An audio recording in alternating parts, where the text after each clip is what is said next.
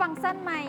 ที่จะยกระดับการชำระเงินให้กับห้างค้าของทานได้อย่างปลอดภัยและสะดวกยิ่งขึ้น Payment Gateway แม่นระบบการชำระเงินผ่าน QR Code แบบอัตโนมัติเชื่อมต่อกับระบบบัญชีธนาคารโดยตรงเวลาลูกค้าสแกนจ่ายเงินกับแคชเชียร์ระบบจะสร้าง QR Code เพื่อให้ลูกค้าสแกนตามจำนวนจริงที่ต้องจ่าย โดยที่บ่ต้องกดจำนวนเงินซะเองลดทอนการโอนเกินรวมไปถึงการปลอมแปลงบินโอนหรือโอนผิดพลาดประมวลผลได้ทันทีว่ามีการโอนเงินชำระแท้หรือบ่เพราะโปรแกรมขายจะส่งให้ระบบธนาคารตรวจสอบก่อนถ้ามีเงินเข้าบัญชีของฮานแท้จึงสามารถออกบินให้ลูกค้าได้สะดวกให้กับคนขายและสร้างความสบายให้กับลูกค้าของทานโดยที่บ่ต้องทายบินโอนเงินอีกต่อไปรู้สึกแนวใดที่โปรแกรมสบายซอฟมีฟังก์ชันใหม่นี้ขึ้นมารู้สึกสะดวกสบายแก่แคชเชียร์และลูกค้าเพราะว่าเพื่อป้องกันการปลอมแปลงสลิปการโอนเขาจะสามารถตรวจสอบได้ในระบบเลย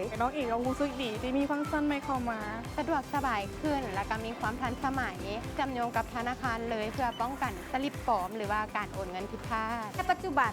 ทางซูเปอร์มาร์เก็ตโซกทวีแมนสามารถสแกนจ่ายกับฟังก์ชันนี้ได้ทุกๆสาขาใครที่เป็นลูกค้าคุณอยู่แล้วอย่าลืมมาช้อปปิ้งอุดหนุนเพิ่นได้เด้อโปรโมชั่นพิเศษสำหรับลูกค้าทุกห้านที่ใช้ระบบโปรแกรมสบายซอฟอยู่สามารถเพิ่มฟังก์ชันนี้ได้ฟรี